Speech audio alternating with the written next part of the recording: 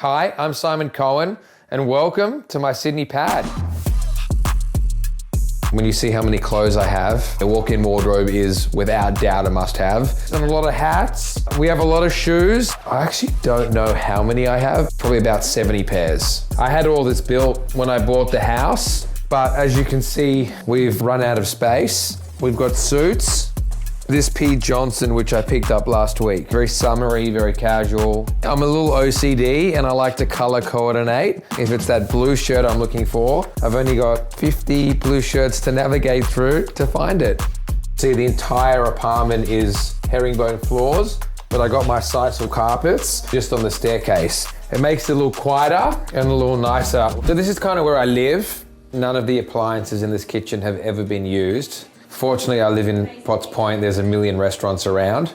I got these prints. They're the original Chanel adverts from back in the day. And hopefully they'll end up being a good investment. And it's just a cozy space. My favorite thing would have to be this spot right here. It's just a spot where when I sit in it, the day's over, the weight's off my shoulders, and I can finally relax.